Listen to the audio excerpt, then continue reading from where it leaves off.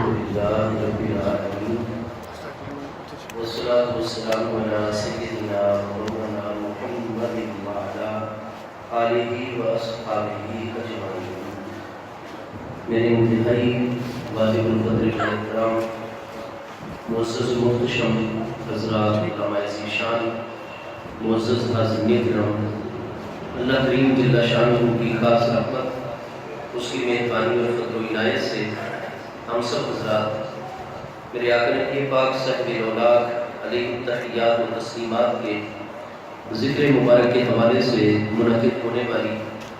آج کی اس بابرکت محفل اقدس میں حاضر ہیں۔ دعا ہے کہ اللہ پاک ہم سب کی اس حاضری کو اپنی بارگاہ اقدس میں قبول و منظور فرمائے،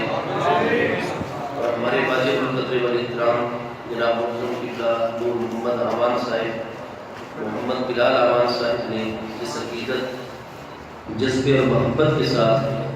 پیارے محبوب کریم علیہ السلام کے ذکر مبارک کی اس بابرکت محفل اقدس کا انتظام فرمایا ہے، اللہ پاک قبول و منظور فرماتے ہوئے ذکر محبوب کریم علیہ السلام کے فیوز و برکات منتظمین اور ہم سب حاضرین کو عطا فرمائے۔ ایکو میرا بالکل ختم کر دیں کہ آواز صاف کرنے سمجھ آئے گا۔ ہمارے پیارے محبوب کریم علیہ السلام کی ذات بابرکات کا اللہ پاک کی بارگاہ میں وہ مقام قرب ہے کہ جس مقام قرب کے اوپر کوئی دوسرے پیارے رسول اور پیارے نبی علیہ السلام فائز نہیں ہے۔ قرآن مجید فرقان حمید کی پیاری تعلیم کے مطابق تمام انبیاء کرام علیہ السلام ہمارے پیارے آقا کریم علیہ السلام کے امتی نبی ہیں۔ قرآن مجید کے تیسرے پارے سورہ آل عمران کی آیت نمبر 81 سے یہ بات واضح ہوتی ہے کہ عالم ارواح کے اندر اللہ پاک نے تمام انبیاء کرام علیہ السلام کی مبارک روحوں کو جمع فرما کر عالم ارواح میں ہی ان کو اس چیز کا پابند فرما دیا تھا کہ ثم جاءکم رسول، پھر تم سب کے بعد تمہارے پاس آ جائیں گے عالم دنیا میں میرے سب سے زیادہ عظمت والے رسول علیہ السلام، مصدق لما معکم، تمہاری نبوت، رسالت، کتابیں، صحیفے، شریعت، تمام کی تمام چیزوں کی وہ پیارے رسول علیہ السلام تصدیق فرمانے والے ہوں گے۔ تو فرمایا جب عالم دنیا کے اندر وہ خاتم النبیین جو تم سب کے پاک تشریف لانے والے ہوں گے اور تم سب کی تصدیق فرمانے والے ہوں گے، جب وہ تشریف لائے اور اعلان نبوت فرمائے لَتُؤْمِنُنَّ بِهِ وَلَتَنْصُرُنَّهُ، تو ضرور بالضرور تم تمام انبیاء کرام علیہ السلام نے میرے اس پیارے محبوب نبی علیہ السلام پر ایمان لانا ہوگا۔ قرآن مجید سورہ آل عمران کی آیت نمبر 81 میں جو مبارک الفاظ ہیں لَتُؤْمِنُنَّ بِهِ وَلَتَنْصُرُنَّهُ،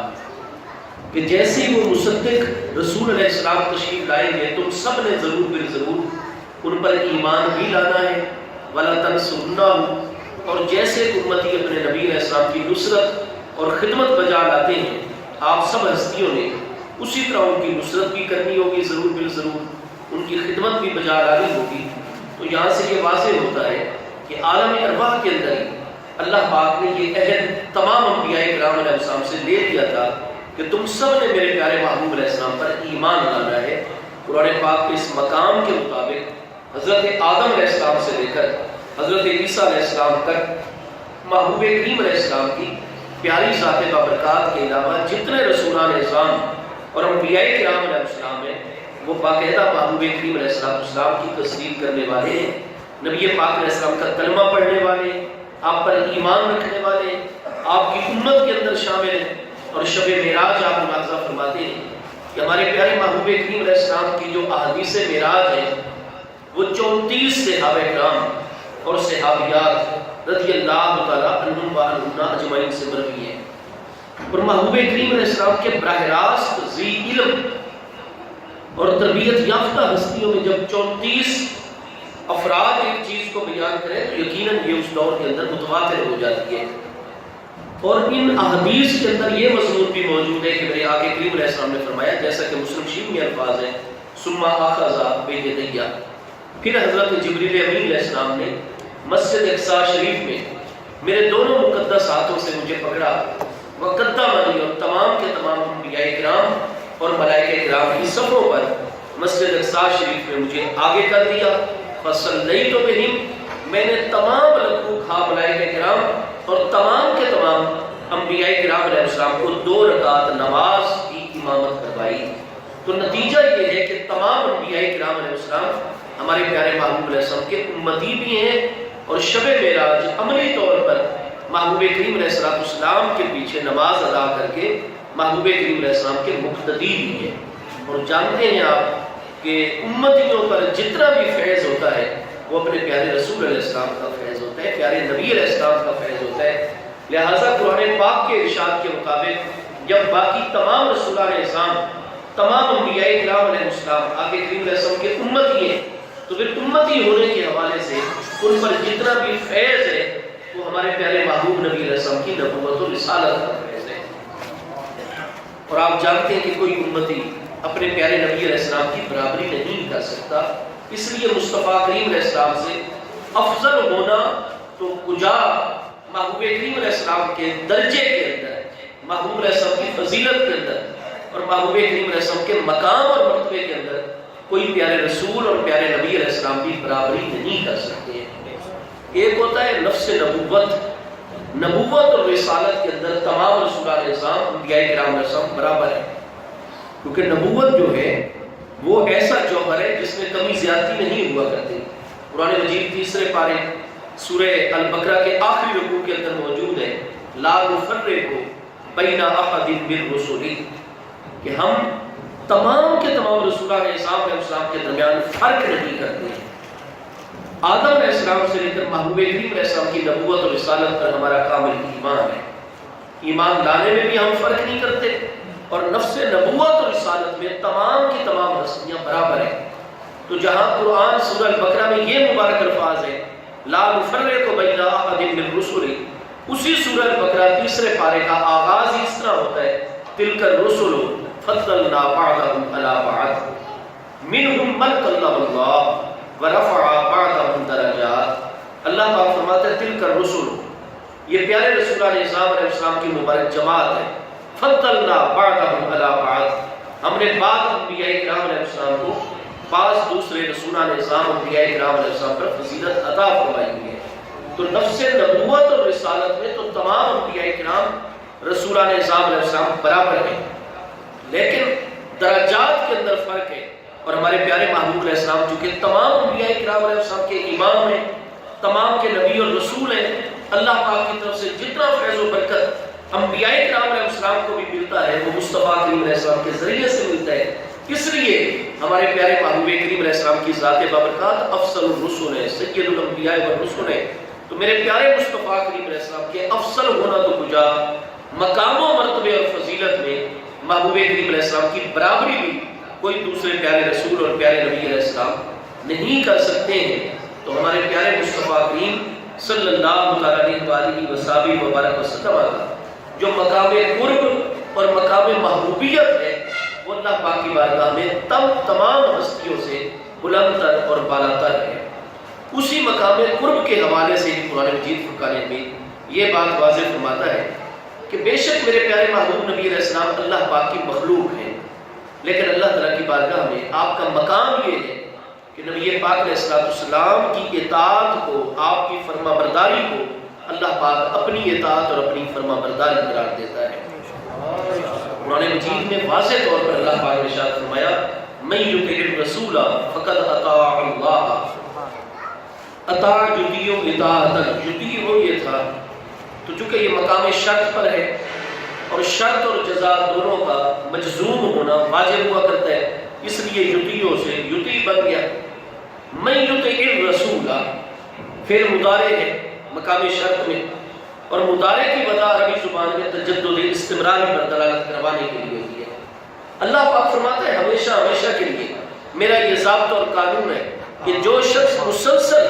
میرے پیارے رسول علیہ السلام کی اطاعت کر رہا ہے فقط اطاع اللہ، یقینی طور پر اسی نے ہی مجھے اللہ پاک کی اطاعت کی ہے. اور اگر کوئی شخص میرے قرآن مجید کی آیات پڑھے، میرے قرآن پر ایمان رکھے، جتنے احکام میں اللہ پاک نے قرآن میں نازل فرمائے ان کو تو تسلیم کرے، لیکن میرے پیارے مصطفیٰ کریم علیہ السلام کے فرمانات کی طرف توجہ نہ کرے. میرے پیارے محبوب علیہ السلام نے جن چیزوں کو حلال قرار دیا ان کو حلال نہ جانے, جن کو حرام قرار دیا ان کو حرام نہ جانے, مصطفیٰ علیہ السلام کی اطاعت نہ کرے. اللہ پاک فرماتا ہے وہ جتنے میرے احکام مانے وہ میرا اطاعت گزار بندہ نہیں ہے. ہاں جی, من یطع الرسول فقد اطاع اللہ, مجھے اللہ کی اطاعت اور فرما برداری وہ کر رہا ہے جو مسلسل میرے پیارے محبوب علیہ السلام کی اطاعت کر رہا ہے. اللہ پاک کی بارگاہ تو الگ ہے. اللہ پاک تو خالق ذات ہے, اللہ تبارک و تعالیٰ قدیم ذات ہے. میرے پیارے محبوب علیہ السلام تو مخلوق ہیں, آپ تو ایک ذرے کے بھی خالق نہیں ہیں. محبوب علیہ السلام کا تعلق عالم خلق کے ساتھ ہے, آپ کا خالق بھی اللہ پاک جل شانہ ہے. قدیم یہ ایک اصطلاح ہے, ٹرم ہے, ٹرمنولوجی ہے اسلامی تعلیمات کی, علم عقائد اور علم کلام کی. قدیم کا معنی عربی انٹو عربی ہوتا ہے ما لا ابتداء لہ. قدیم اس شے کو علم عقائد میں کہا جاتا ہے جس کا کوئی آغاز اور جس کی کوئی ابتدا نہ ہو. ہم مسلمانوں کا عقیدہ ہے قدیم ذات ایک ہی ذات ہے, اللہ پاک جل شانہ کی ذات بابرکات, جو خود لفظ ابتدا کو بھی اور ابتدا کی حقیقت کو بھی پیدا کرنے والی ذات ہے. ابتدا بھی بعد میں پیدا ہوئی وہ ذات اس سے بھی پہلے موجود ہے. تو قدیم ذات صرف ایک ہے, اللہ پاک کی ذات بابرکات. ہمارے پیارے محبوب علیہ السلام کا تعلق بھی قدیم جو ہے وہ اصطلاح کے ساتھ نہیں ہے, بلکہ محبوب کریم علیہ السلام کا تعلق بھی عالم امکان کے ساتھ ہے, عالم حدوث کے ساتھ ہے. قدیم کے مقابل علم عقائد اور علم کلام میں حادث کی ٹرم اور اصطلاح آتی ہے. حادث اسی چیز کو کہتے ہیں ما لہو ابتداء, ہر وہ چیز جو پہلے موجود نہ ہو اور پھر موجود ہو, اس کی ابتدا ہو, اس کا کوئی نہ کوئی آغاز ہو, اس کو اسلام کی زبان میں حادث کہا جاتا ہے. اور جس کا کوئی آغاز اور ابتدا نہ ہو اس کو قدیم کہا جاتا ہے. تو عقیدہ توحید کے مطابق قدیم ذات صرف اللہ پاک کی ذات بابرکات ہے. خالق اللہ پاک کی ذات بابرکات ہے, اللہ پاک کے سوا کوئی خالق نہیں ہے. قرآن مجید میں یہی بات فرمائی گئی کہ میرے پیارے محبوب علیہ السلام, یہ ابو جہل جو موجود ہے, ابو لہب موجود ہے, عتبہ ربیعہ شیبہ موجود ہے, آپ ان کو فرمائیے کہ اللہ پاک کی بارگاہ اقدس کو چھوڑ کر جن اپنے ہاتھوں کے بنائے ہوئے خداؤں کی تم رات دن عبادت کر رہے ہو, ارونی ماذا خلقو, مجھے کائنات خلق میں دکھاؤ تو صحیح انہوں نے کس چیز کو پیدا کیا ہے. کیا تمہیں انہوں نے پیدا کیا, ان بتوں نے تمہارے آباء و اجداد یا تمہاری اولادوں کو پیدا کیا ہے. قرآن پاک فرماتے ہیں ایک مکھی اور مچھر کے پر تک کو پیدا کرنے کی صلاحیت اور طاقت ان کے اندر نہیں ہے. تو پھر یہ معبود اور خدا کیسے ہو سکتے ہیں؟ یہ تو خود بنائے ہوئے ہیں, مصنوع ہیں, خلق کیے ہوئے ہیں. تو بہرحال قرآن مجید فرقان حمید کے ارشاد گرامی کے مطابق اللہ کی ذات کے علاوہ کوئی خالق نہیں ہے. قرآن پاک سورہ انعام آیت نمبر 102 میں اللہ پاک کے ارشاد گرامی ہے, ذالکم اللہ ربکم لا الہ الا ہو خالق کل شیء. ذالکم اللہ ربکم, وہ اللہ پاک ہے جو تم سب کا رب ہے. لا الہ الا ہو, اس اللہ پاک کے سوا کوئی عبادت کے لائق نہیں. خالق کل شیء, ہر شے کا خالق وہ اللہ پاک رب العالمین ہے. تو خالق اللہ پاک کی ذات ہے, محبوب علیہ السلام تو مخلوق ہے. اللہ پاک کی ذات قدیم ہے, محبوب علیہ السلام کی ذات بابرکات اور آپ کی جملہ صفات حادث ہے. اللہ تبارک و تعالی مستغنی عن الغیر, صمد اور بے نیاز ہے. مصطفیٰ کریم علیہ السلام مخلوقات میں کسی کے محتاج نہیں ہے, لیکن ہر امر اور معاملے میں اللہ پاک کی بارگاہ کی طرف مصطفیٰ علیہ السلام کی توجہ ہے. تو اس لیے ہمارے پیارے محبوب نبی علیہ السلام صمد نہیں ہے, ہمارے محبوب نبی علیہ السلام بے نیاز نہیں ہے. بے نیاز ذات اللہ پاک کی ذات ہے. تو یہ جتنی بھی اسلام نے ہمیں عقیدہ توحید کے حوالے سے پیاری تعلیمات عطا فرمائی, مصطفیٰ کریم علیہ السلام کی ذات بابرکات ہے مخلوق, لیکن مخلوقات میں سے محبوب کریم علیہ السلام کا اللہ پاک کی بارگاہ میں مقام قرب اور مقام محبوبیت اتنا بلند ہے. مصطفیٰ کریم علیہ السلام کی اطاعت اللہ پاک کی اطاعت ہے. محبوب کی اطاعت کے بغیر اللہ کی اطاعت اور فرما برداری کا کوئی تصور اسلام میں نہیں ہے. اور قرآن پاک ارشاد فرماتا ہے میرے پیارے محبوب کی بیعت کرنا یقینی طور پر ایسے ہے جیسے براہ راست مجھے اللہ پاک سے بیعت کرنا. قرآن مجید فرقان حمید کے 26ویں پارے سورہ الفتح کے اندر واضح طور پر اللہ پاک کا ارشاد گرامی ہے, ان الذین یبایعونک انما یبایعون اللہ ید اللہ فوق ایدیکم. ذی قعدہ کے مہینے سن 6 ہجری میں جب صلح حدیبیہ ہوتی ہے اور میرے پیارے مصطفیٰ کریم صلی اللہ علیہ وآلہ وصحبہ وبارک وسلم کے 1400 صحابہ کرام سے لے کر 1500 صحابہ کرام تقریباً رضوان اللہ تعالی مجمعین محبوب کریم علیہ السلام کے ساتھ ہیں. محبوب کریم علیہ السلام نے یہ سفر کیوں شروع فرمایا تھا؟ قرآن مجید سورہ الفتح میں اس کا واضح طور پر بیان موجود ہے. لقد صدق اللہ رسولہ الرؤیا بالحق. اللہ تبارک و تعالیٰ نے محبوب کریم علیہ السلام کو ایک خواب دکھایا تھا. انبیاء کرام علیہ السلام کے خواب اور ہمارے خواب کے اندر بہت سارے فرق موجود ہیں، جوہری طور پر بھی اور باعتبار نتائج بھی. ہم لوگ نیند میں جاتے ہیں، ہمارا جسم بھی سو گیا، آنکھیں بھی سو گئی، دل بھی سو گیا، لیکن حضرات انبیاء کرام علیہ السلام گہری سے گہری نیند میں ہوں، ان کی آنکھیں مقدس ہوتی ہیں لیکن دل مبارک ان کا جاگتا رہتا ہے. بخاری شریف دوسری جلد 638 پر حدیث صحیح موجود ہے. انا عینیا تنامان بلا ینام قلبی وکذالک النبیون. محبوب کریم علیہ السلام نے فرمایا کہ بے شک ہماری آنکھیں سوتی ہیں لا ینام قلبی، لیکن میرا دل مبارک کبھی بھی نہیں سوتا ہے. وکذالک النبیون. اور فرمایا یہ مقام اللہ پاک نے تمام کے تمام انبیاء کرام علیہ السلام کو عطا فرمایا ہوا ہے. جب ان کے دل مبارک جاگتے ہیں ان پر غفلت کبھی طاری ہی نہیں ہوتی ہے. اس لیے جو کچھ خواب کے عالم میں انبیاء کرام علیہ السلام دیکھ رہے ہوتے ہیں ان کا دل مبارک بالکل بیدار ہوا کرتا ہے. اس لیے علم اصول کی کتابوں کے اندر، اصول فقہ کی کتابوں کے اندر باقی جزیات کے ساتھ حضرات انبیاء کرام علیہ السلام کے متعلق یہ جزی بھی موجود ہوتی ہے کہ ان رؤیا الانبیاء وحی.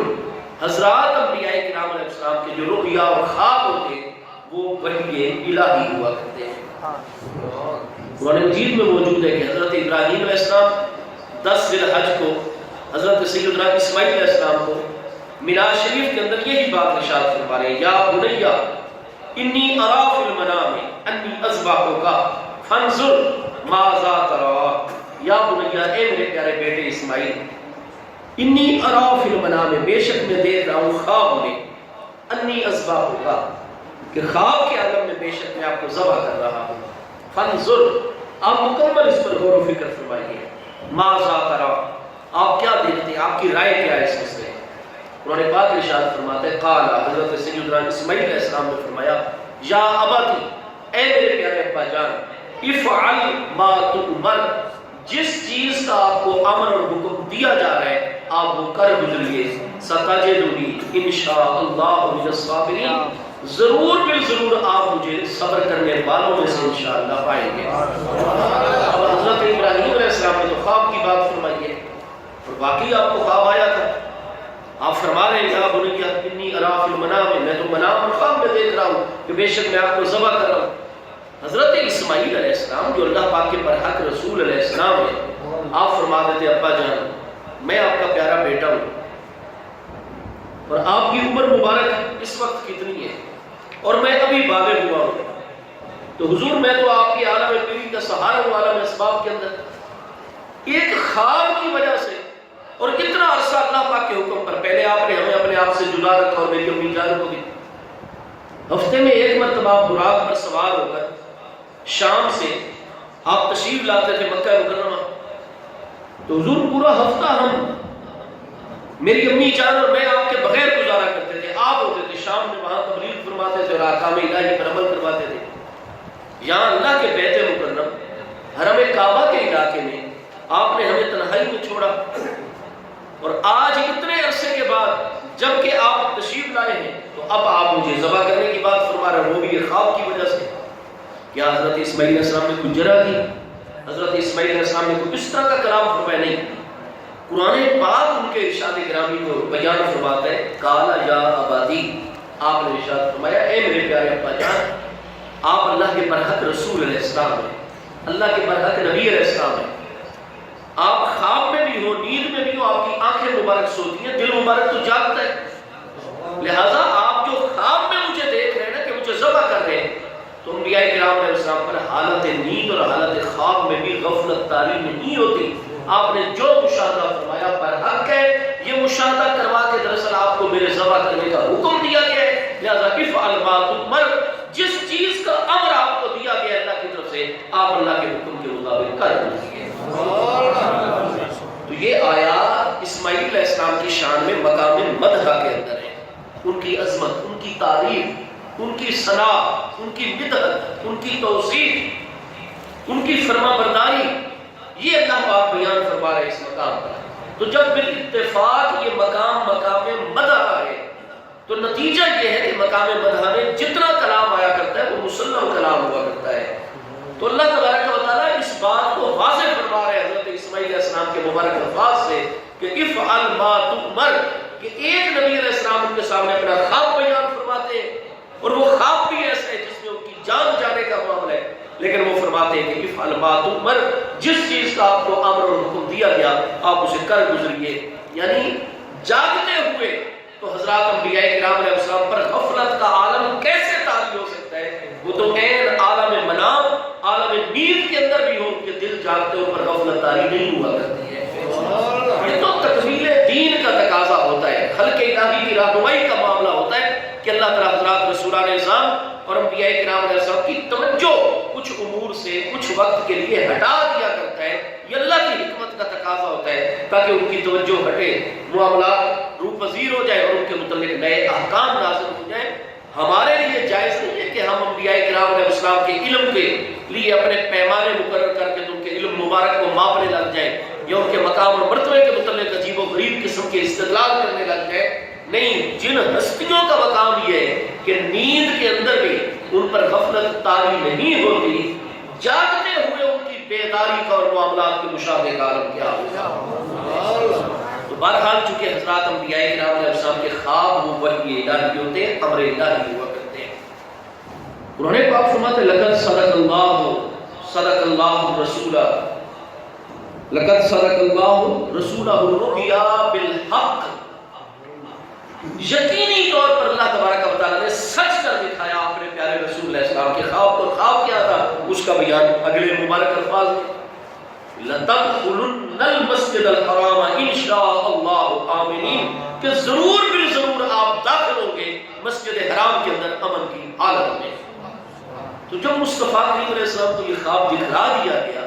اور محبوب علیہ السلام کا مقام سب انبیاء کرام علیہ السلام میں بالا و بالا ہے مصطفیٰ کریم علیہ السلام کو، تو یہ امر الہی ہو گیا کہ میرے پیارے محبوب علیہ السلام آپ حرم شریف کی طرف سفر فرمائیے۔ لہٰذا یہ اللہ پاک کا امر تھا۔ محبوب کریم علیہ السلام نے تیاری کرنے کا حکم عطا فرما دیا۔ اللہ پاک نے کوئی وحی نہیں نازل فرمائی کہ میرے پیارے محبوب علیہ السلام ہم نے تو یہ خواب آپ کو فتح مکہ کے حوالے سے دکھایا ہے جو کہ رمضان سن 8 ہجری میں جا کر فتح ہوگا، اور آپ نے ذیقعدہ سن 6 ہجری میں تیاری فرما دی۔ کئی ایسے مقامات آتے ہیں کہ جہاں مصطفیٰ کریم علیہ السلام ایک فیصلہ فرماتے ہیں اپنے ذاتی اجتہاد سے، اور اللہ پاک کلام نازل فرما دیتا ہے ما کان لنبی، کہ میرے پیارے محبوب نبی علیہ السلام نے جو فیصلہ فرمایا وہ درست ہے، لیکن میرے محبوب کی شان اس کے مقابلے میں یہ فیصلہ زیادہ اعلیٰ ہے۔ جیسے میدان بدر کے قیدیوں کا معاملہ ہوتا ہے، 70 قیدیوں کا، حضرت سیدنا عمر رضی اللہ عنہ سے محبوب علیہ السلام مشورہ طلب فرماتے ہیں۔ حضرت عمر رضی اللہ عنہ فرماتے ہیں حضور یہ 70 قیدی ہیں اور یہ سارے کے سارے قریش اور ان کے غلام ہیں، تو حضور بنی عدی جو ہے نا اولاد اسماعیل علیہ السلام میں، میرا تعلق بنی عدی کے ساتھ ہے، آپ مہربانی فرمائیے سب سے پہلے تو یہ کیجیے کہ قبیلہ بنی عدی کے جتنے بھی یہ قیدی ہیں نا آپ کے خلاف تلوار لے کر آئے ہیں، یہ میرے رشتہ دار تو میرے سپرد کیجیے تاکہ میں سب کی گردنیں اڑا دوں، ان کو جرأت کیسے بھی میرے مصطفیٰ کریم علیہ السلام کے مقابلے میں۔ ہر رشتے کو حضرت عمر اور میدان بدر میں کچھ دیر قبل مصطفیٰ کریم علیہ السلام کے یہ غلام حضرت عمر اپنے سگے ماموں کو قتل کر چکے ہیں۔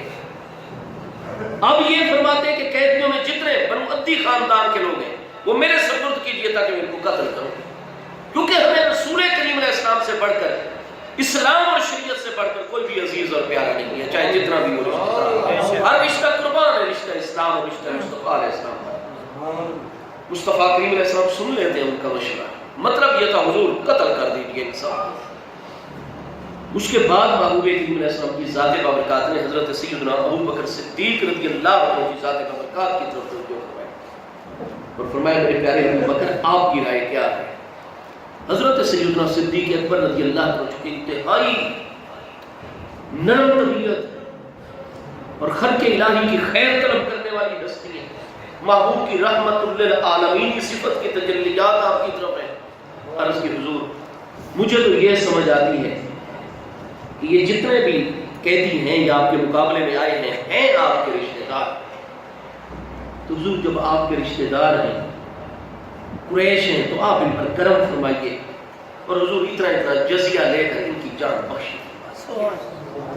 میرے پیارے مصطفیٰ علیہ السلام کا چہرہ بڑا کھل اٹھا اور محبوب علیہ السلام نے فرمایا الرأی ھذا ھوا، یہی رائے ہے مجھے پسند ہے۔ آپ نے فرمایا بھی اتنا اتنا جزیہ مشاورہ سے آپ نے فرمایا وہ جمع کرواؤ، ہم تمہیں چھوڑ دیتے ہیں۔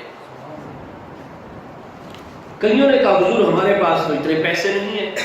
تو میرے محبوب کریم علیہ السلام کی ذات بابرکات نے فرمایا اچھا اگر تمہارے پاس پیسے نہیں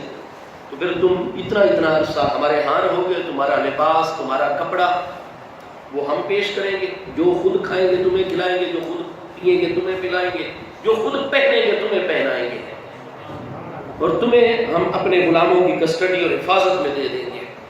تو اگر تم پیسے نہیں دے سکتے اور لکھنا پڑھنا جانتے ہو یا نہیں، جو تم میں سے لکھنا پڑھنا جانتے ہیں ہم اس کو چند بچے اس کے سپرد کر دیتے ہیں، وہ اتنا ہمارے بچوں کو لکھائے پڑھائے مشق کروائے کہ جو بھی عبارت ہم لکھی اس کے سامنے رکھے وہ اس کو پڑھنے لگ جائے، اور جو اس کو لکھنے کا کہیں وہ لکھنے لگ جائے۔ جب ہمارے بچوں میں اتنی آپ صلاحیت پیدا کر لیں گے ہم آپ لوگوں کو آزاد کر دیں گے۔ یہ میرے پیارے مصطفیٰ کریم علیہ السلام کی ذات بابرکات نے فیصلہ جاری فرما دیا۔ وہی واقعہ پیش آیا محبوب علیہ السلام کے مہربان شفیق اور کریم چچا حضرت سیدنا عباس بن عبد المطلب الہاشمی کا۔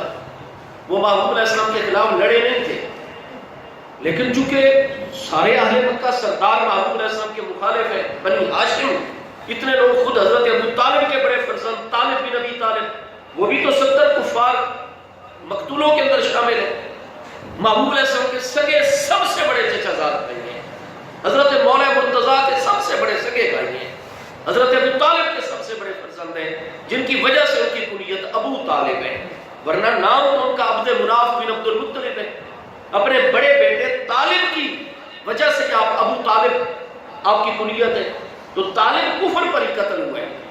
تلوار لے کر میدان بدر میں مصطفیٰ علیہ السلام کے خلاف آیا اور لڑتا ہوا محبوب کے غلاموں کے ہاتھوں سے جہنم واصل ہو گیا اور قتل ہو گیا ہے۔ شیعہ سنی اس بات کے اوپر متفق ہیں۔ تو بنی ہاشم کے لوگ بھی تو محبوب علیہ السلام کے خلاف ہو کر آئے ہیں۔ حضرت عباس کو زبردستی لایا گیا، ساروں نے آر دلائی، اس طرح کی باتیں کی۔ حضرت عباس آ گئے اور قیدیوں کے اندر وہ پکڑ لیے گئے، خیمے میں سے گرفتار ہو گئے، لڑے نہیں ہیں محبوب کے خلاف۔ تو جب قیدیوں کے متعلق فیصلہ ہوا تو انہیں بھی یہی فرمایا گیا کہ آپ بھی اتنا جزیہ رقم جمع کروا دیں، بیت المال کے اندر آپ کو آزاد کر دیا جائے گا۔ تو حضرت عباس نے یہ فرمایا کہ میرے پیارے محمد کریم علیہ السلام، میرے پاس کوئی روپیہ پیسہ نہیں ہے، میں تو آج کل بالکل ہی مسکین آدمی ہوں، کنگال ہوں، میرے پاس روپیہ پیسہ نہیں ہے۔ میرے پیارے محبوب کریم علیہ السلام نے فرمایا چچا جان آپ یہ بات ارشاد فرما رہے، جس رات کی صبح کو آپ لوگوں نے میرے خلاف لشکر ترتیب دے کر سفر شروع کیا ہے، اس رات کی بات آپ کو یاد نہیں ہے؟ وہ آپ بھول گئے کہ میری چچی ہاں جی ام الفضل بنت حارث جو میری چچی ہیں، کیا آپ نے ان کو اسی رات نہیں طلب کیا تھا اور انہیں فلاں فلاں اپنے کمرے کا زاویہ اور کونا نہیں دکھایا تھا اور بتایا نہیں تھا کہ اس کونے کے اندر اتنے مرتبان ہیں جس میں سونے کے دینار اور چاندی کے درہم موجود ہیں، اتنی اشرفیاں موجود ہیں؟ میں اگر واپس آ گیا صحیح سلامت تو میں ان ساری چیزوں کو سنبھالوں گا اور جیسے گھر کا سسٹم چل رہا ہے مالی طور پر چلاتا رہوں گا، اور ان مصیبتوں میں لڑنا تو نہیں چاہتا، لیکن مجھے جو زبردستی لے کر جا رہے ہیں تو اگر میں وہاں قتل کر دیا جاؤں تو یہ میری وصیت ہے اور یہ سارا مال و دولت ہے، فلاں فلاں جگہ دفن ہے، اس کو آپ ضرورت کے وقت نکالتے رہنا اور میرے سارے بچوں کا خیال کرنا۔ یہ روپیہ پیسہ مرتبان فلاں کونے میں اتنے، مرتبان فلاں کونے میں اتنے، یہ سارا کچھ آپ نے میری چچی کو وصیت کی تھی۔ حضرت عباس حیران ہو گئے اور کہنے لگے کہ اللہ کے سچے رسول علیہ السلام کے علاوہ اس چیز کی کوئی خبر نہیں دے سکتا ہے۔ حضرت عباس مشرف پر اسلام ہو گئے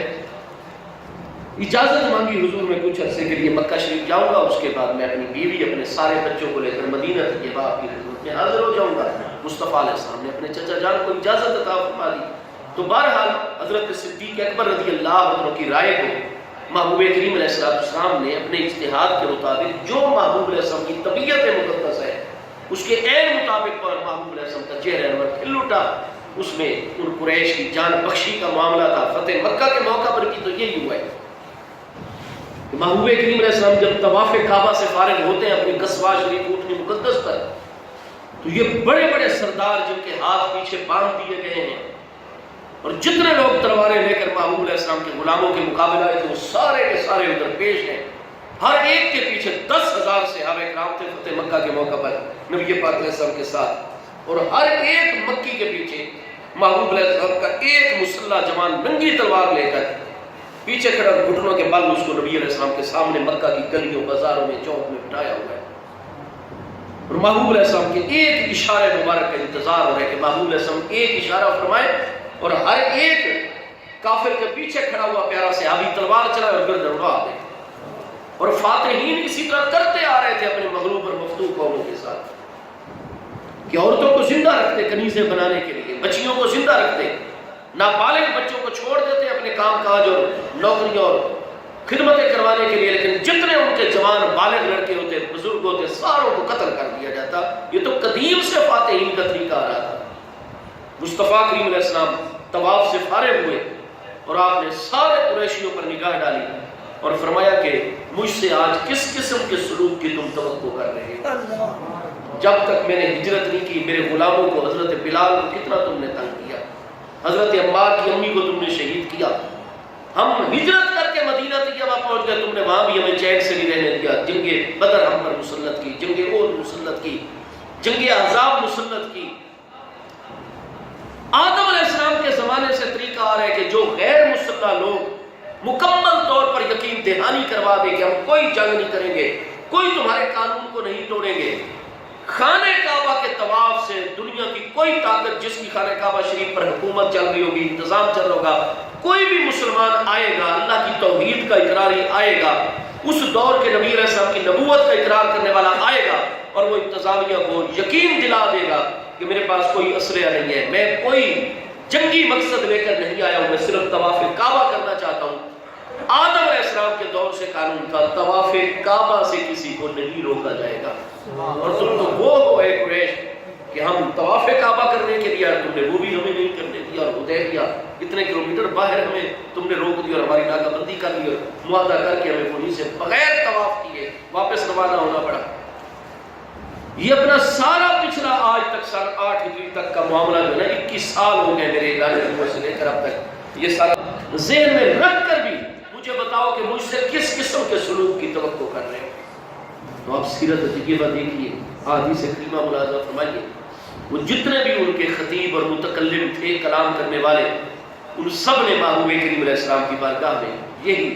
درخواست کی کہ حضور انت اخونا الشریف و ابن اخینا الشریف، آپ ہمارے معزز اور شریف بھائی ہیں اور ہمارے معزز اور شریف بھائی کے بیٹے ہیں، اور شرفاء جب اپنے جان کے دشمنوں پر بھی غلبہ پا لیتے ہیں تو جس قسم کا سلوک شرفاء قابو کرنے کے بعد اپنے مد مقابل کے ساتھ کرتے ہیں، ہم اسی معزز اور شریف لوگوں والے سلوک کی ہی آپ سے توقع رکھتے ہیں کہ بے شک ہم نے جتنا ظلم کیا، جتنا آپ اور آپ کے غلاموں کو ستایا، لیکن آپ ہماری سطح پر آ کر ہم سے سلوک نہیں کریں گے۔ آپ ایک معزز ہستی اور معزز باپ کے بیٹے ہیں، شریف باپ کے بیٹے ہیں، آپ شرفاء والا تعلق ہی، شرفاء والا سلوک ہی ہمارے ساتھ کریں گے، کیونکہ آپ کا مقام اور مرتبہ اتنا شرف والا ہے۔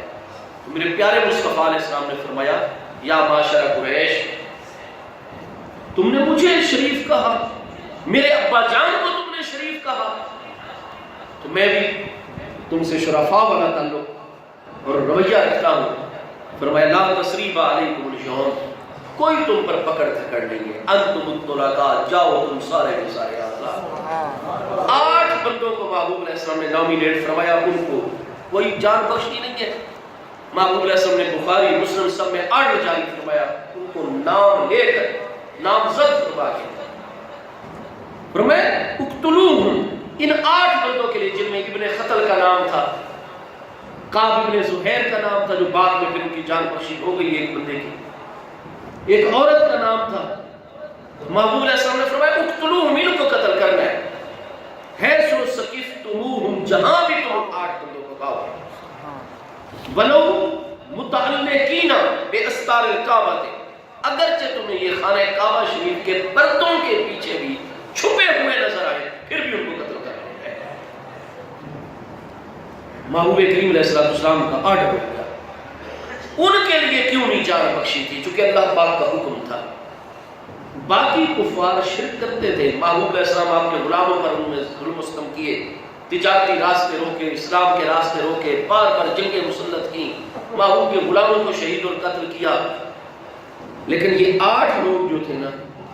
ان میں مسئلہ یہ تھا کہ میرے محبوب کریم علیہ السلام کی توہین اور گستاخی کرتے تھے۔ میرے پیارے مصطفیٰ کریم علیہ السلام کے لیے اللہ پاک نے جتنی دیر کے لیے حرم کعبہ کو حلال قرار دے دیا، اس کے بعد پھر حرمت قیامت تک کے لیے لوٹ آئی، لیکن یہ لوگ جو گستاخان مصطفیٰ کریم علیہ السلام تھے، اللہ پاک نے فرمایا میرے محبوب سب کو آپ معاف کر دیں۔ آج تک جنہوں نے میرے ساتھ شرک اور کفر کیا ان کو بھی معاف کر دیں، لیکن محبوب جنہوں نے آپ کی گستاخی کی ہے نا، میں اللہ پاک ان کی کوئی جان بخشی نہیں، وہ میرے کعبہ کے پردوں کے ساتھ بھی لٹکے ہوئے ہوں گے اور چمٹے ہوئے ہوں گے، وہی بھی ان کو میرا کعبہ بھی پناہ نہیں دے گا۔ حالانکہ قرآن میں من دخلہ کان آمنا، تو بہرحال محبوب نے سب کو فرما دیا ان 8 کے علاوہ۔ ان میں کعب ابن زہیر جو ہے وہ اس وقت صحابہ کرام کے ہاتھ نہیں چڑھ سکے، لہذا وہ قتل سے بچ گئے۔ اب یہ ہوا کہ مصطفیٰ کریم علیہ السلام نے جب سب کو معافی دے دی، ان لوگوں نے کہا جی ہم آپ کے بارے میں اچھی طرح غور و فکر کر چکے ہیں، کچھ چلے گئے، جیسا کہ اس موقع پر ابو جہل کا بیٹا حضرت اکرمہ بن ابی جہل رضی اللہ عنہ اس موقع پر چلے گئے، لیکن بعد میں پھر آ کر محبوب علیہ السلام کی بیعت کر لی، وہ شرف اسلام ہو گئے۔ چند ایک لوگ گئے، باقی سب نے کہا جی ہم کلمہ اسلام پڑھتے ہیں، آپ کے دین حق پر ایمان لاتے ہیں۔ کعب ابن زہیر جو تھے، جب مصطفیٰ علیہ السلام کی بیعت ہونے لگی، کعب ابن زہیر موقع پا کر لائن میں لگ گئے، کسی کی توجہ نہیں گئی ان کی طرف۔ تو جب وہ بیعت کرتے کرتے لائن میں محبوب کریم علیہ السلام کے قریب پہنچے،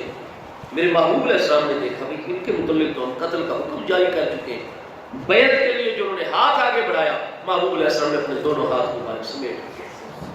وہ جلدی سے اٹھے اور دوبارہ جا کر پیچھے لائن میں لگ گئے۔ پھر لائن چلتی آئی، لوگ بیعت کرتے گئے، دوبارہ ان کا نمبر آیا، محبوب علیہ السلام نے جو ان کی طرف دیکھا، پھر آپ نے ہاتھ مبارک پیچھے کفا ایدیا، محبوب علیہ السلام نے کہا ہاتھ مبارک سمیٹ لیے۔ وہ پھر تیزی سے اٹھے اور پھر جا کر تیسری مرتبہ لائن میں لگ گئے، اور پھر چلتے چلتے جب ان کی باری آئی، ہاتھ پھر بیعت کے لیے آگے بڑھایا، مصطفیٰ کریم علیہ السلام نے ان کے ہاتھ پکڑ لیے، اور محبوب علیہ السلام نے اپنے صحابہ کرام جو مسلح کھڑے ہوئے تھے ان کی طرف دیکھا۔ محبوب علیہ السلام نے فرمایا کیا تمہاری توجہ اس طرف نہیں تھی؟ کدھر تمہاری توجہ تھی؟ جب 2 مرتبہ اس بندے کی میں نے بیعت قبول نہیں کی تو تم نے اس کو قتل کیوں نہیں کیا؟ آج کی حضور ہماری تو توجہ نہیں ہو سکی، ہم قربان جائے تو حضور اگر قتل کرنا تھا ہماری توجہ نہیں گئی، ہم جو متوجہ نہیں تھے تو حضور آپ ہمیں صرف کن انکھیوں سے آنکھ مبارک کا اشارہ ہی فرما دیتے، ہم اس کی گردن اڑا دیتے کعب کی۔ میرے محبوب علیہ السلام نے فرمایا ما کان لنبی ان یکون لہ خائنۃ الاعین، اللہ کے کسی نبی علیہ السلام کے لیے جائز نہیں ہوتا کہ وہ کن انکھیوں کے ساتھ کسی کے خلاف اشارہ کر کے ہٹ کرے۔ اللہ کا نبی جو حکم کرتا ہے صراحتاً حکم دے دیتا ہے۔ وہ شخص جو کہ مصطفیٰ کریم علیہ السلام کا اس پر حق تھا، توہین اور گستاخی کی تھی اس نے، لیکن وہ دربار مصطفیٰ کریم علیہ السلام پر آ گیا، بچ گیا۔ وہ پہلے ایک مرتبہ آئے، محبوب علیہ السلام نے اشارہ نہیں کیا اس کو قتل کر دو، ہاتھ مبارک سمیٹ لیے، میں نے ہاتھ سمیٹ لیے، دیکھ رہے میرے غلام کے بیعت قبول نہیں ہو، لہذا اس کو قتل کر دیں، لیکن ان کی توجہ نہیں گئی۔ اللہ نے بچانا تھا حضرت کعب ابن زہیر کو، دوسری مرتبہ آ گئے، پھر ہاتھ سمیٹ لیے۔ جب وہ تیسری مرتبہ جس کا نام لے کر محبوب علیہ السلام قتل کے احکام جاری کر چکے ہیں، وہ رحمت للعالمین ہے، جب اس نے دروازہ مصطفیٰ علیہ السلام نہیں چھوڑا، وہ جان بچانے کسی اور طرف نہیں بھاگا، بھاگ کے آیا دروازہ مصطفیٰ علیہ السلام پر ہے۔ تیسری مرتبہ آیا، میرے محبوب نے ہاتھ پکڑ لیے، یہ کلام فرمایا اور فرمایا کہ انبیاء کرام علیہ السلام کے لیے جائز ہی نہیں ہوتا کہ وہ کن انکھیوں سے اشارے کریں، محبوب علیہ السلام نے ان کی بیعت قبول فرما لی، کلمہ اسلام پڑھ کر داخل اسلام، وہ رحمت للعالمین ہستی ہیں محبوب کریم علیہ السلام کی پیاری ذات بابرکات۔ بدر کے قیدیوں کے متعلق میں عرض کر رہا ہوں کہ محبوب علیہ السلام نے تو فتح مکہ کے موقع پر بھی معافی عطا فرما دی، لہذا حضرت ابوبکر صدیق کی رائے کو مصطفیٰ کریم علیہ السلام نے فوقیت عطا فرمائی اور جزیے کا اپنے اعلان جان بخشی کے آرڈر جاری فرما دیے۔ لیکن آپ جانتے ہیں کہ قرآن پاک میں اللہ پاک کا فرمان حتیٰ یسکن فی الارض، کہ ٹھیک ہے حضرت صدیق کا مشورہ انسانیت نواز مشورہ، انسانیت کو بچانے والا مشورہ ہے، انہوں نے صرف نسبت مصطفیٰ علیہ السلام دیکھی ہے کہ ہیں تو قریش میرے محبوب علیہ السلام کے رشتہ دار ہیں، ان کی جان بچ جانی چاہیے، انہوں نے نسبت مصطفیٰ علیہ السلام میرے ان پیارے بھائیوں کو توجہ کرنی چاہیے جن کو حقائق کا پتہ نہیں، وہ کوئی پوری بخاری مسلم یا یہ احادیث باغ فتح کے حوالے سے پڑھتے نہیں ہیں، صرف ذاکروں کی سنی ہوئی سنائی باتیں اور صحابہ کرام کے خلاف ذہن رکھنے والے مولوی لوگوں کی باتوں سے متاثر ہو کر حضرت صدیق اور باغ فتح کا مسئلہ اٹھاتے ہیں۔ اس مسئلے کو بھی وہ پڑھیں، ان پر حق روشن اور عیاں ہو جائے گا اور ان کا دل گواہی دے گا کہ جیسا کہ اہل تشیع کی کتابوں میں بار بار اہل بیت اطہار کی ہستیوں کے فرمان آتے ہیں، امام محمد الباقر رضی اللہ عنہ کا ارشاد ہے، امام جعفر الصادق رضی اللہ عنہ کا ارشاد ہے، اگر اپنے نانا جان حضرت صدیق رضی اللہ تعالیٰ عنہ کی جگہ ہم بھی ہوتے تو ہم بھی اس وقت اپنی دادی جان کے آگے وہی کلام کرتے جو حضرت صدیق اکبر کی ذات بابرکات نے فرمایا۔ حضرت صدیق نانا جان ہے، چونکہ حضرت امام محمد الباقر رضی اللہ عنہ کے نکاح کے اندر حضرت صدیق کی پڑپوتی ہیں، حضرت امام جعفر الصادق رضی اللہ عنہ کی جو سگی امی جان ہے جن سے آپ متولد ہوئے حضرت سیدہ ام فروا، وہ حضرت صدیق اکبر رضی اللہ عنہ کے پوتے کی صاحبزادی صاحب ہیں، اس لیے اہل بیت اطہار حضرت صدیق کو بھی اپنا نانا جان مانتے ہیں، حضرت رسول کریم علیہ السلام کو بھی نانا جان اور حضرت مولا مرتضیٰ کو اپنا دادا جان مانتے ہیں۔ سادات کرام، میرے دوستو، حضرت سیدنا صدیق تو نسبت مصطفیٰ علیہ السلام کا وہ لحاظ کرنے والی ہستی ہیں کہ کفار و مشرکین ہیں، لیکن حضور آپ کے ہی تو ذوی القربا ہیں، آپ کے رشتہ دار ہیں، اولاد اسماعیل علیہ السلام ہیں، حضور آپ محبوب علیہ السلام رحمت للعالمین ہے، انسانیت نوازی آپ کی تعلیم ہے، آپ کو خوش ہوئے چہرے انور کھل اٹھا، آپ نے معافی کا اعلان فرما دیا اور جزیے والا معاملہ عطا فرما دیا، لیکن اللہ پاک نے آیت بینہ نازل فرما دی۔ میں جو کچھ میرے پیارے محبوب علیہ السلام نے صدیق اکبر رضی اللہ عنہ کے مشورے پر فوقیت عطا فرماتے ہوئے عمل فرمایا، ٹھیک ہے، لیکن اس سے بھی اعلیٰ صورت کیا تھی؟ میرے پیارے محبوب نبی علیہ السلام کو چاہیے تھا کہ اس وقت تک اپنی تلوار میان میں نہ آنے دیتے حتیٰ یسکن فی الارض، جب تک ان 70 مشرکین قیدیوں کے خون سے زمین کو سرخ نہ فرما دیتے۔ لیکن چونکہ میرے محبوب اب فیصلہ جاری فرما چکے ہیں، میں اپنے محبوب کے فیصلے کو کل عدم قرار نہیں دوں گا، جو میرے محبوب نے فیصلہ جاری فرما دیا ٹھیک ہے، یہ جزیہ دیں، ان کو آزاد کر دیا جائے، لیکن مجھے اللہ کو پسند ہے تو فاروق اعظم عمر رضی اللہ عنہ کی رائے پسند ہے، چاہے رشتہ داروں میرے محبوب کے خلاف جو تلوار لے کر آیا، میرے عمر کی رائے ٹھیک ہے، اس کو بچ کے نہیں جانا چاہیے۔ اللہ تعالیٰ نے حضرت عمر رضی اللہ عنہ کی تائید فرما دی۔ تو ایسے آپ کو قرآن مجید کے اندر چند ایک مقامات نظر آئیں گے، اور یہی وہ مقامات ہیں جن کے متعلق حضرت ام المومنین فرماتی ہیں، اور بڑے بڑے اہل عقل اس چیز کو دیکھ کر مشرف با اسلام ہوتے ہیں۔ آج اگر آپ فطرہ خارجیت میں مفتون لوگ اور ناسبیت کے فتنے کے اندر مبتلا لوگوں کو دیکھیں گے، وہ مصطفیٰ علیہ السلام کے علم پر انہی آیات کی وجہ سے اعتراض کرتے ہوئے نظر آئیں گے، لیکن اگر آپ نزول قرآن کے دور کے بڑے بڑے لوگوں کو دیکھیں گے، وہ اس قسم کی آیات کی وجہ سے مشرف با اسلام ہو گئے۔ انہوں نے کہا واقعی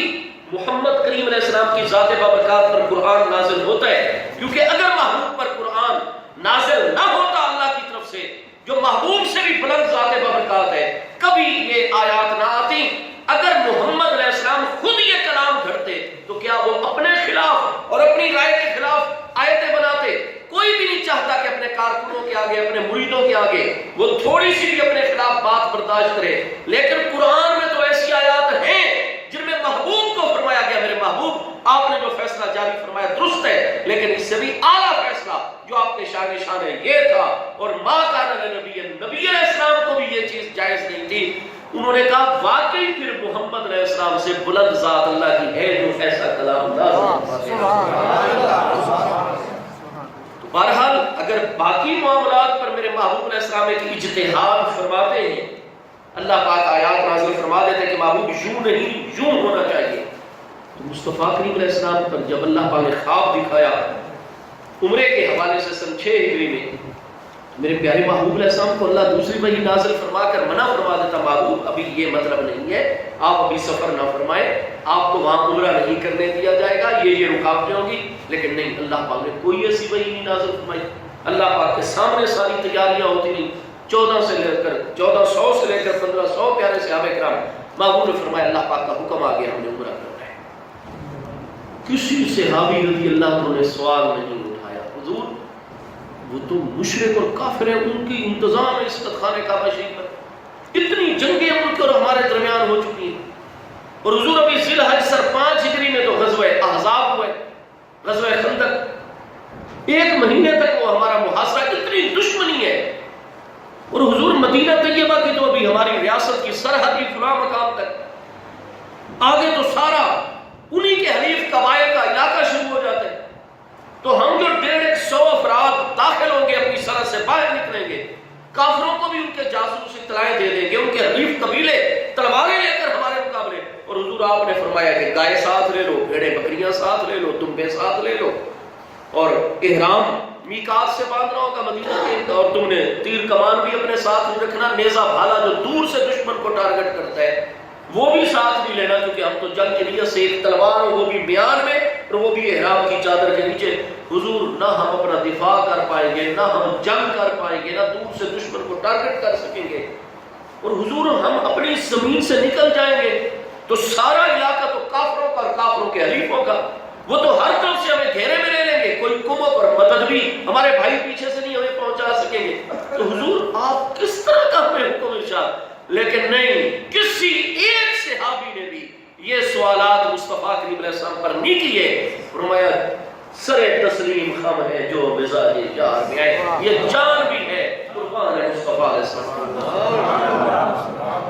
آج ہم ویسے نماز کی طرف راغب نہیں ہوتے، لیکن اگر کوئی پڑھا لکھا متقی ڈاکٹر ہمیں کہہ دے جناب یہ ساری خرابی اس لیے کہ آپ کے دماغ تک خون کی صحیح رسائی نہیں ہو رہی، اور اس کا طریقہ یہ ہے کہ آپ اتنی مشینیں خریدیں، یہ کریں، ایکسرسائز، سر آپ کا نیچے جانا چاہیے، ٹانگیں اوپر ہونی چاہیے،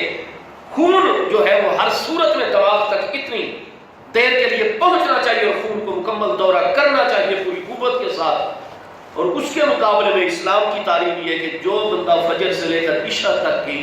کوئی زیادہ نفل نہ پڑھے، صرف یہ لازمی رکعت ہی پوری کر لے، اور مسنون طریقے پر وہ سجدہ کرے کہ اس کے پہلو اس کی رانوں سے جدا ہو، اس کی کونیاں اس کے پہلوؤں سے جدا ہو،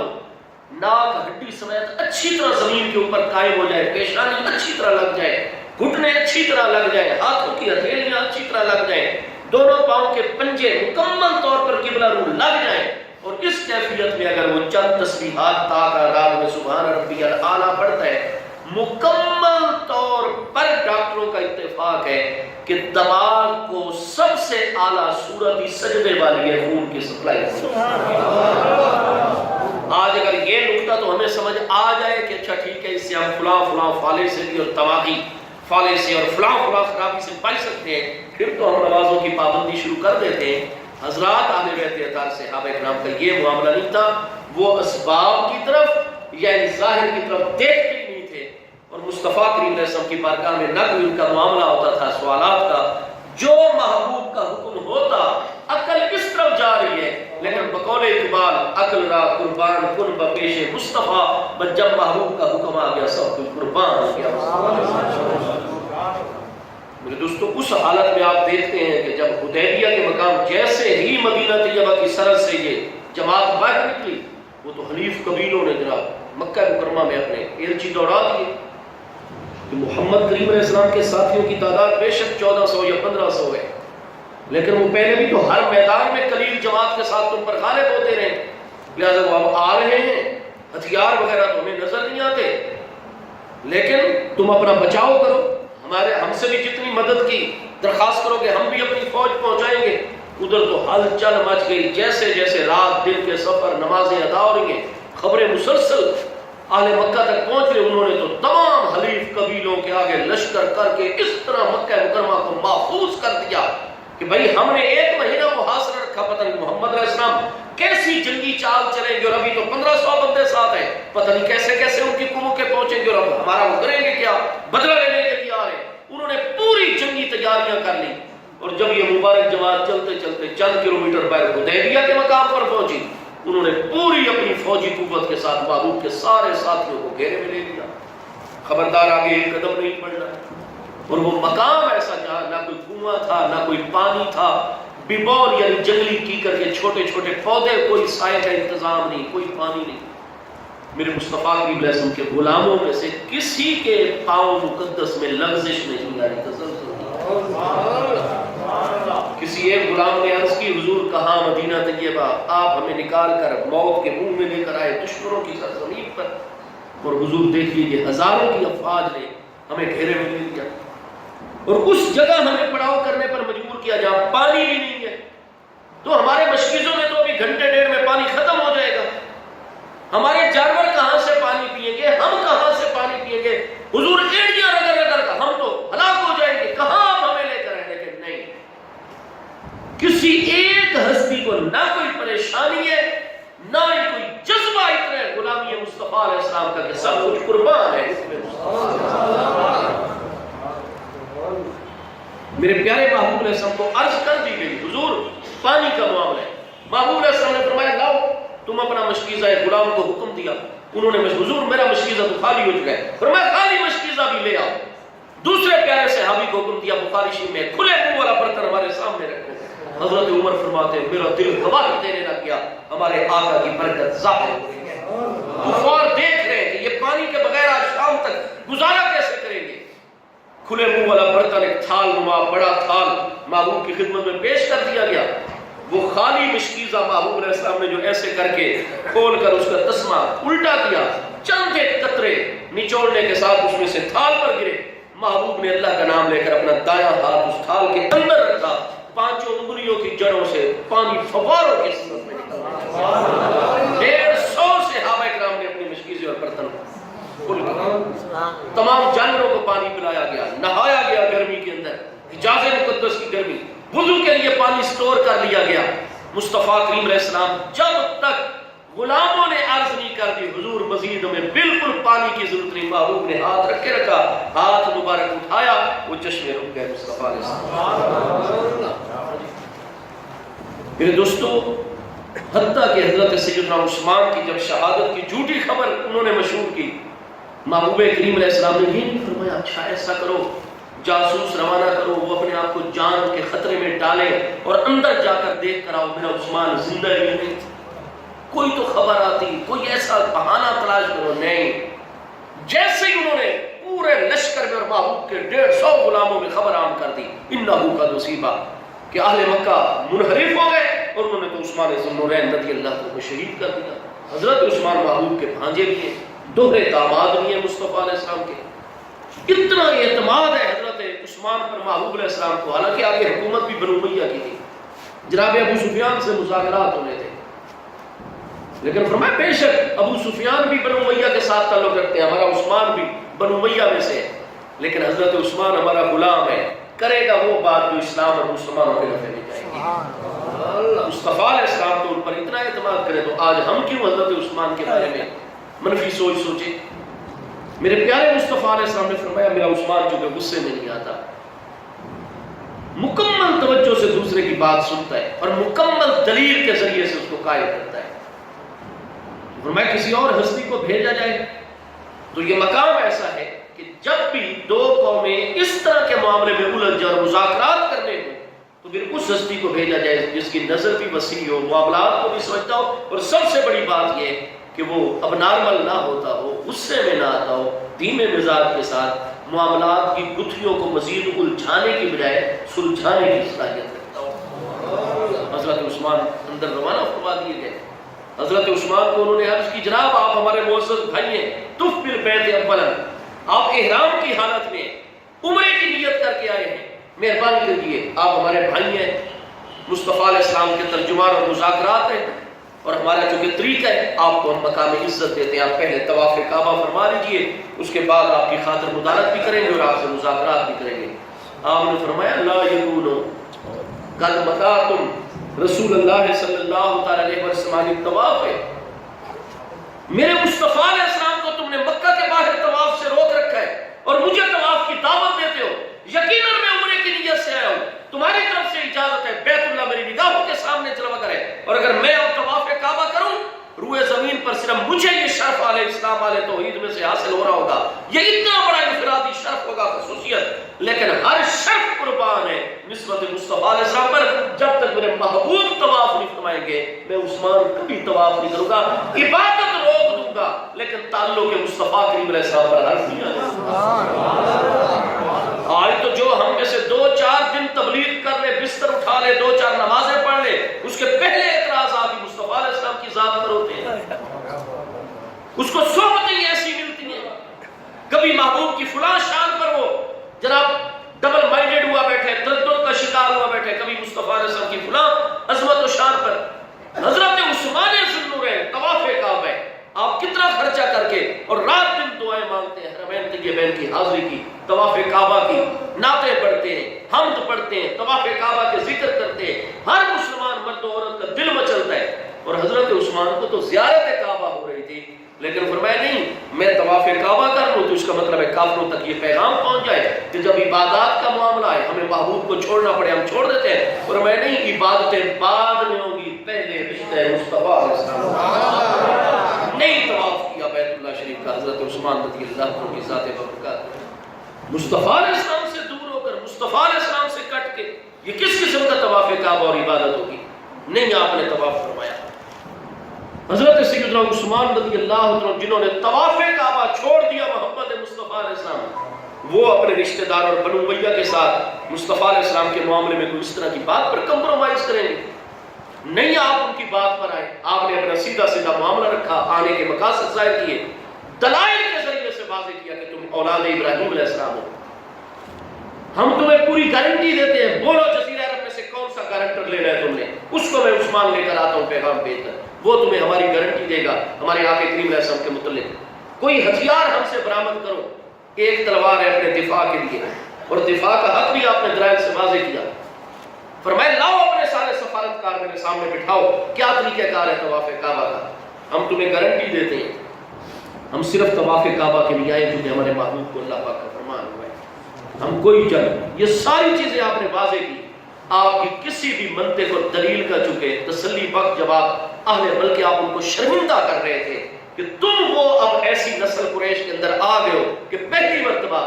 تم اتنے معزز حکمران مکہ عبد المطلب کے پیارے فرزند کو طواف کعبہ سے روک رہے ہو، اور قیامت تک تم پر لوگ انگلیاں اٹھائیں گے کہ تم کس قسم کے مہمان نواز تھے، کس قسم کے خانہ کعبہ کے ہمسائے اور پڑوسی تھے کہ محمد کریم علیہ السلام کو، اس ترین ہستی کو تم نے جو ہے طواف کعبہ سے روک دیا۔ روک کیسے سکتے ہو تم طواف کعبہ سے؟ یہ پوری امتوں کا مرکزی معاملہ ہے،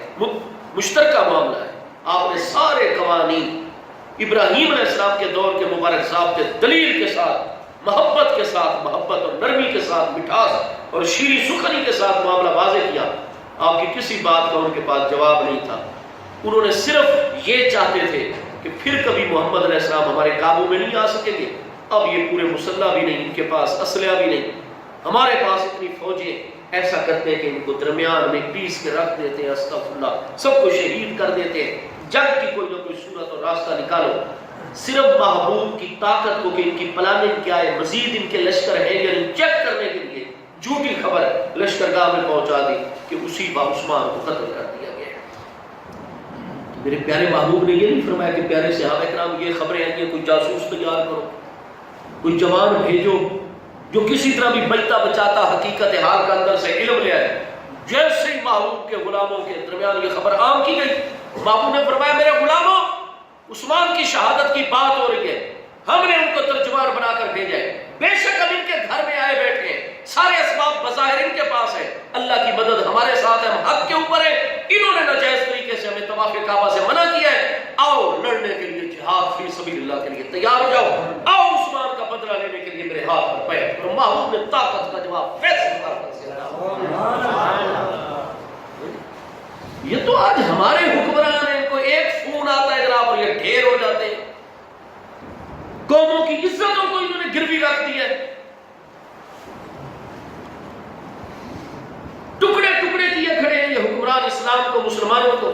مسلمانوں کی عزت کا سودا، مسلمانوں کی غیرت کا سودا، کہاں وہ محمد بن قاسم کا دور اور اتنا بڑا فاسق و فاجر گورنر عراق کی ایک عورت جس کو ادھر راجہ طاہر نے قبضے میں لے لیا تھا، اس نے اپنے خون سے خط لکھا اس اتنے بڑے امت کے خبیث شخص کو، وہ ملا لے کر اس نے کہا میں مسلمانوں کی عزت اور غیرت پر مشرک اقوام کے مقابلے میں کوئی کمپرومائز نہیں کروں گا، پورے کے پورے بر صغیر کے لیے فتح کی بنیاد رکھ دی گئی۔ بن قاسم اپنے بھتیجے کو بھیج کر ایک عورت کی فریاد پر، اور ہماری عافیہ صدیقی افغانستان سے گرفتار کی گئی ہے، وہ بیچاری گئی کس لیے تھی؟ انسانیت کی خاطر کے روزانہ جتنے بم گرا کر امریکہ عورتوں بچیوں کو ٹکڑے ٹکڑے کر رہا تھا، صرف ان کے جذبے کے تحت وہ گئی ہوئی تھی نا ادھر، کیونکہ وہ میڈیکل کا تجربہ رکھتی ہے، علم رکھتی ہے۔ دکھی انسانیت، وہ امریکی فوجیوں کی اتنی گن اٹھا سکتی ہے، چلانے کا اس کو تجربہ ہے، یہ ڈاکٹر گنے چلاتے ہیں، لیکن پورے عالم اسلام کی غیرت کو امریکہ نے چیلنج کر رکھا ہے، اور کوئی ہم میں محمد بن قاسم نہیں ہے جواب دینے والا۔ ہمارے استادوں کو غور کرنا چاہیے، یہ کتنا جناب امت کا پیسہ لے رہے ہیں، ٹیکسوں کا پیسہ جو ہماری یونیورسٹیوں پر، ہماری یونیورسٹیاں 5، ہمارے کالج 5، ہمارے ادارے 5، مولوی کو تو وہ آنے نہیں دیتے نا آگے۔ نظام ہی ایسا مرتب کیا ہوا ہے کہ کوئی شریف آدمی جتنا علم تجربہ ہنر رکھتا ہو وہ کبھی منتخب اور الیکٹ ہو ہی نہیں سکتا، نظام ہی ایسا الیکشن کا بنا دیا گیا ہے۔ لیکن آج یہ غور کرنے کا مقام ہے یونیورسٹیاں چلانے والوں کے لیے، کالجز چلانے والوں کے لیے، تعلیم کو تجارت بنا کر ایک ایک بچے سے ایڈوانس 2-2 سال کی فیسوں لینے کے لیے ایک بھی تم ایسا بندہ عرب و عجم میں اب نہیں دے پا رہے۔ امت مسلمان 1.5 ارب سے زیادہ مسلمان ہیں ہوئے زمین پر، جو ڈاکٹر عافیہ صدیقی کے مقابلے میں امریکہ کی آنکھوں میں آنکھ ڈال کر بات ہی کر سکتا ہو، کوئی ایک بھی مرد میدان پیدا نہیں ہو رہا۔ یہ مقام غور ہے، مقام افسوس ہے۔ جرم ضعیفی کی سزا مرگ مفاجات، کافروں کے مقابلے میں ہم جھکے نہیں۔ مصطفیٰ علیہ السلام نے فوراً فرمایا بے شک زمین ان کی ہے،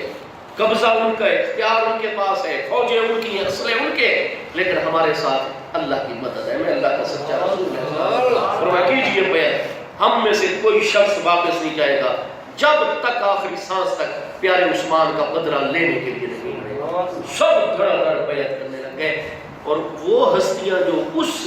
غریب الوطنی مسافرت کے عالم میں وطن سے دور بغیر اسلحہ کے لڑنے کے لیے جا رہے ہیں، اتنی بڑی پاور کے ساتھ، محبوب کا ادب اتنا ہے کہ جان کی قربانی اور نذرانہ پیش کرنے کے لیے بیعت کر رہے ہیں، لیکن اس طرح ہاتھ برابر محبوب کے ہاتھ لا کر نہیں، اپنے دونوں ہاتھ نیچے رکھتے ہیں، اور محبوب جو کلمات بیعت کے کہلواتے ہیں وہ اونچی آواز سے کہتے ہیں، سب کے سامنے شہادت دیتے ہیں، اپنے ہاتھ نیچے، محبوب اپنا دایاں ہاتھ بیعت لینے کے لیے ان کے ہاتھوں کے اوپر رکھتے ہیں۔ ادب اتنا ہے، جان کا نذرانہ پیش کرنے کی بات کرنی، اور ایسے ہاتھ کر کے یوں ہاتھ برابر کی سطح پر نہیں، غلامی نیچے ہاتھ کر کے محبوب کا ہاتھ اوپر ہوتا ہے۔ جب یہ بیعت مکمل ہوئی، ہاں جی، اللہ کی مدد نازل ہوئی، بیعت رضوان اس کو قرآن نے قرار دیا، اور محبوب علیہ السلام واپس تشریف لے جا رہے ہیں فاتح و منصور ہو کر، اس بیعت میں کامیاب و کامران ہو کر۔ اللہ پاک راستے میں پوری سورہ الفتح نازل فرماتا ہے، جس میں میرے محبوب کا یہ بھی مقام واضح فرمایا گیا، اور صحابہ کرام کی مقدس ہستیوں کا اور اہل بیت اطہار کی پاکیزہ ہستیوں کا۔ اللہ پاک نے فرمایا ان الذین یبایعونک انما یبایعون اللہ، بے شک جو لوگ میرے محبوب کی بیعت کر رہے ہیں، بظاہر میرے محبوب کی بیعت ہے، لیکن میرے محبوب کی ذات مجلہ سے جدا ہے، میری مخلوق ہے، لیکن میرے محبوب کا مقام قرب میری بارگاہ میں ایسا ہے، جو میرے محبوب کی بیعت کر رہے ہیں انما یبایعون اللہ، پکی بات ہے وہ مجھ اللہ کی بیعت کر رہے ہیں۔ بیعت قبول فرماتے ہوئے ہاتھ محبوب علیہ السلام کا صحابہ کرام کے ہاتھوں پر آتا ہے۔ قرآن پاک سورہ فتح 26ویں پارے میں آگے الفاظ ہیں ید اللہ فوق ایدیہم، اللہ کا ہاتھ ہے ان کے مبارک ہاتھوں میں۔ ہاتھ تو مصطفیٰ کریم علیہ السلام کا تھا۔ یہ مقام قرب ہے ہمارے پیارے محبوب علیہ السلام کا اللہ کی بارگاہ میں۔ وہ محبوب جن کا اتنا مقام قرب ہے، اسی محبوب کے صدقے اللہ پاک نے ہمیں بے شمار نعمتوں سے نوازا۔ ان نعمتوں میں ایک عظیم نعمت ماہ رمضان المبارک، میرے پیارے محبوب علیہ السلام جو اللہ تعالیٰ کی ذات کے سب سے بڑے عالم و عارف ہیں، اللہ کی صفات کے سب سے بڑے عالم و عارف ہیں، کائنات پر جو محبوب شاہد ہے، محبوب علیہ السلام باقی 11 مہینوں کا بھی ملاحظہ فرماتے ہیں، لیکن جو رحمت رمضان کے حرمے میں آ رہی ہوتی ہیں، ان رحمتوں کو جو محبوب نے صرف رمضان میں ملاحظہ فرمایا، میرے آقا کریم علیہ السلام کی حدیث سے صحیح ہے، جتنی رحمتیں اللہ کی رمضان میں آتی ہیں، میں اللہ کا محبوب تمہیں بتاتا ہوں، رمضان و شہر اللہ، فرمایا رمضان اللہ کا مہینہ، اللہ پاک اتنا اپنے بندوں کی طرف متوجہ ہے۔ ابن ماجہ شریف میں صحیح السند حدیث موجود ہے، جامع ترمذی میں صحیح السند حدیث موجود ہے، ہاں جی، رمضان المبارک کا جیسے ہی چاند جس خطے اور علاقے میں طلوع کرتا ہے، اللہ تبارک و تعالیٰ آسمان دنیا کی طرف خصوصی طور پر رحمت نازل فرماتا ہے، زمین کی طرف متوجہ ہو جاتا ہے، اور اللہ پاک ارشاد فرماتا ہے، اور یہ آخری سات کے آنے تک ہر لمحہ اللہ تبارک و تعالیٰ کا فرمان، اور بالخصوص رات کو ہوتا ہے، اللہ پاک ارشاد فرماتا ہے، آؤ یا باغی شر، اے شر کو تلاش کرنے والے اب رک جا، یا باغی الخیر اقبل، اور اے خیر کو ڈھونڈنے والے آؤ میری بارگاہ کی طرف توجہ کر، ہے تو تم میں سے فلاں چیز مانگنے والا وہ اسے مانگتا جائے اور میں عطا کرتا جائے۔ ایک ایک لمحہ اتنی رحمتیں، میرے پیارے مصطفیٰ کریم صلی اللہ تعالیٰ علیہ وسلم، رمضان شریف قریب آتا، مسلم شریف میں ہے، کتاب الصیام کے اندر پہلی جلد میں حضرت ام المومنین رضی اللہ عنہا فرماتی ہیں، شریف آتا محبوب اپنی کمر مبارک باندھ لیتے ہیں، خالق کی طرف بھی پوری توجہ ہوتی، لیکن جیسی توجہ خالق کریم کی طرف رمضان میں ہوتی باقی مہینوں میں نہ ہوتی۔ شد المیزرہ، ہمیں لگتا کہ بس پورا مہینہ محبوب علیہ السلام نے اپنا میزر، اپنا جو ہے وہ ازار مبارک کو باندھ لیا ہے، اب آپ اللہ کی عبادت، اللہ تعالیٰ کی طرف توجہ، خلق الہی کو فیض، اس کے علاوہ کوئی دوسرے معاملے کی طرف آپ توجہ نہیں فرمائیں گے۔ میرے پیارے مصطفیٰ کریم علیہ السلام کی خدمت میں رمضان المبارک میں جبریل امین علیہ السلام باقی پورے 11 مہینوں کے مقابلے میں زیادہ حاضر ہوا کرتے تھے، اور بخاری شریف میں حضرت انس کے الفاظ ہے پہلی جلد کتاب الصیام میں کہ میرے محبوب علیہ السلام، جبریل علیہ السلام کی یومیہ رات کو آمد ہوتی، دن کو آمد، محبوب علیہ السلام رمضان شریف کے لیے اتنے پیسے اکٹھے فرماتے کہ بخاری شریف میں الفاظ ہے کہ محبوب اتنی جوادی، جود و کرم لوگوں پر جو آیا اس کو ایسے بھر بھر کے محبوب علیہ السلام اپنی ہتھیلیوں سے پیسے ان کی جھولیوں میں ڈال رہے ہوتے، فرماتے جبریل علیہ السلام مجھے ملنے آئے اور جبریل علیہ السلام کی آمد پر میں خوش ہوتا ہوں، ضرورت مندوں میں آپ اتنا پیسہ کہ بخاری میں الفاظ ہے کریح العاصف، جیسے تیز آندھی چلتی ہے، محبوب کے ہاتھ اللہ کے خزانوں سے اس طرح بھر بھر کر لوگوں کی جھولیوں کرتے ہیں، کتنا پیسہ ہوتا نا محبوب کے پاس رمضان المبارک میں، خصوصی طور پر رمضان کی مد میں محبوب علیہ السلام پیسے جمع، ذہن نصیب خوش قسمت ہے وہ مسلمان جو رمضان المبارک میں غریبوں کے لیے سحری کا انتظام، افطاری کا انتظام، پورا سال کا نظام اس طرح بناتے ہیں، زکوٰۃ بھی بر وقت ادا کرتے ہیں، عشر بھی بر وقت، لیکن خاص محبوب کی سنت پر عمل کرتے ہوئے وہ رمضان کی آمد کا انتظار کرتے ہیں کہ جتنا ہو سکے پیسہ جمع کرتے رہیں، اور رمضان آئے ہر غریب مسکین کی معلومات لے کر ان کے گھروں میں جناب کھانے پینے کی چیزیں پہنچائیں، یہ سارے کا سارا سلسلہ جاری کریں۔ بخاری کے الفاظ ہے کریح العاصف، تیز چلنے والی آندھی کی طرح محبوب علیہ السلام سخاوت فرمایا کرتے تھے، کوئی محروم نہیں جاتا تھا محبوب علیہ السلام کے دروازے آنے سے۔ بخاری میں الفاظ ہے حضرت ابو ہریرہ رضی اللہ عنہ کی روایت میں من صام فی رمضان ایمانا و احتسابا غفر له ما تقدم من ذنبہ، جس نے تمام روزے رمضان المبارک کے ایمان کی حالت میں اور صرف اللہ کی رضا کی خاطر پورے کر دیے، آخری روزے کی افطاری بعد میں ہوگی، غفر له ما تقدم من ذنبہ،